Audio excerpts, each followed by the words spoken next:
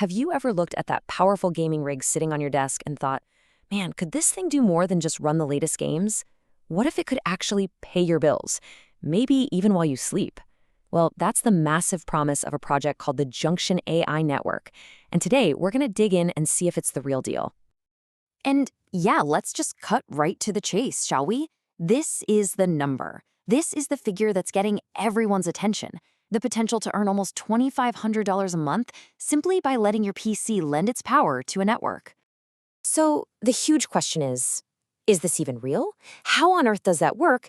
And, what's the catch? Because there's always a catch, right?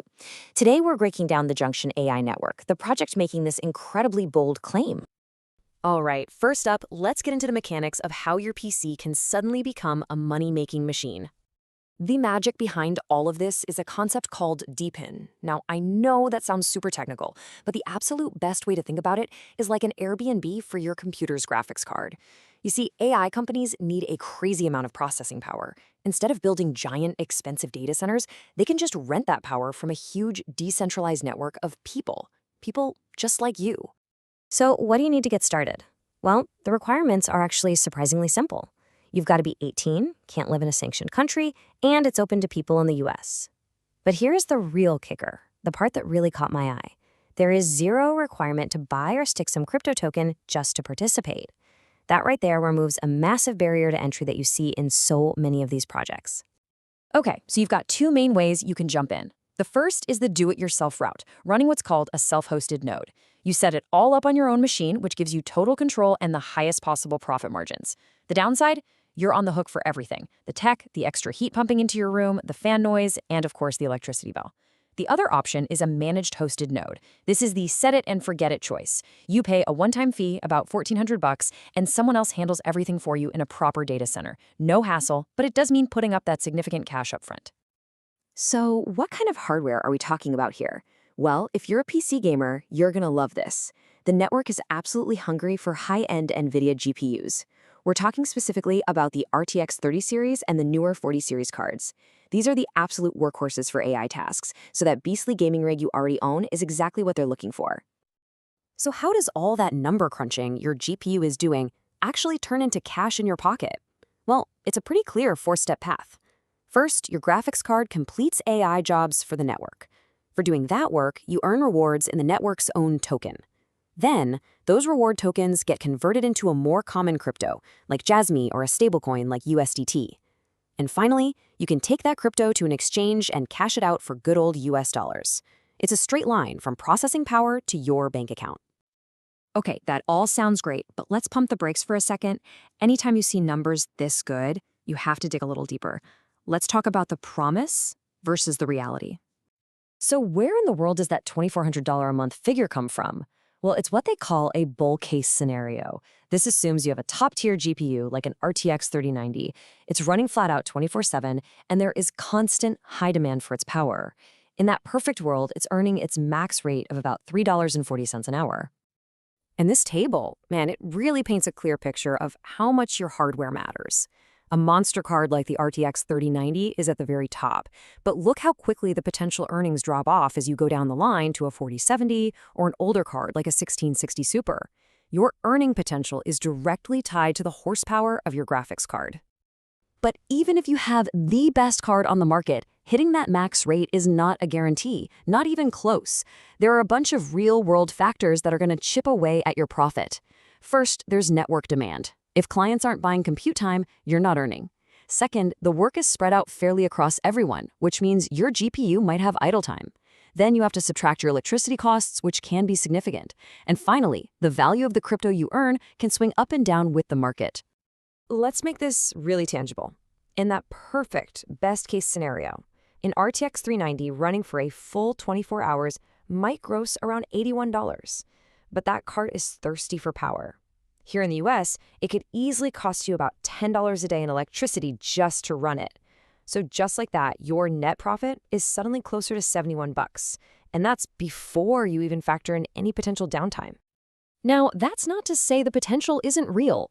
The project actually launched in Japan first, and the source material shares some pretty powerful stories. Like this one, from an early user who said the income they made allowed them to completely pay off their student loans. I mean, that takes this from some abstract idea to a truly life-changing outcome.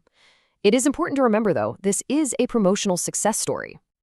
So, who is actually behind all this? Is it just some flash-in-the-pan project? Well, it turns out Janminction is just the tip of the iceberg. It's part of a powerful, almost hidden ecosystem, like a digital mycelium network running underneath everything. See, Janction isn't some standalone startup. It's a project being incubated by a major Japanese tech company called Jasmy. And this is where it gets really interesting. Jasmy was founded by a team of former top executives from Sony. We're talking people like the former president and COO of Sony Corporation. That brings an absolutely massive amount of credibility and expertise to the table. And Jasmy's mission is way bigger than just renting out GPUs. Their core focus is something called data sovereignty. The whole idea is to give control of personal data back to individuals using a kind of secure personal data locker. This would let you control who uses your information and even get paid for it, totally flipping the current big tech model on its head. And this is how the two projects fit together so perfectly. Think of it like this. Jasmy is building the foundation, the decentralized data layer. Injunction provides the decentralized compute layer right on top of it. One handles the information, the other handles the processing. It's a complete end-to-end vision for a new kind of internet. And if you still weren't convinced, check this out. Jasmy has been quietly building a network of partners and backers that is just staggering. It reads like a who's who of Japanese and global tech. We're talking about giants like Toyota, Panasonic, Sony, and its former PC brand Vaio, the telecom behemoth SoftBank, and even NTT, Japan's largest telecommunications company. These aren't small partners. These are the silent giants providing the industrial foundation for this entire ecosystem. So let's bring it all home. What's the final verdict here? Are we looking at a fleeting gold rush for a lucky few, or are we looking at the future? Okay, let's put it all on the scales.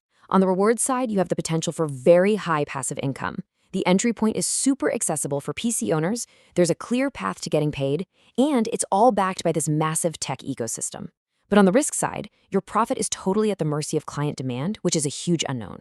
Your real earnings could be much lower than the flashy headlines. Your operating costs will eat into profits. And of course, crypto volatility is always a wild card. So who is this actually for right now? Let's be real. This is a high-risk, high-reward proposition. It seems best suited for two groups of people. First, tech enthusiasts who already have a powerful PC, what you'd call a sunk hardware cost. And second, venture-minded investors who look at that managed node option as a speculative bet on the future of decentralized AI. And all of this leaves us with one huge, fascinating question. Are we witnessing the actual foundation being laid for a new, decentralized way to power the entire AI revolution? Or is this just a temporary, fleeting gold rush, a really lucrative window for early adopters that will eventually fade away? Honestly, only time is going to tell. But as networks like this continue to grow and develop, you have to admit it's one of the most compelling and tangible looks we've had at what the future of computing and AI might actually look like.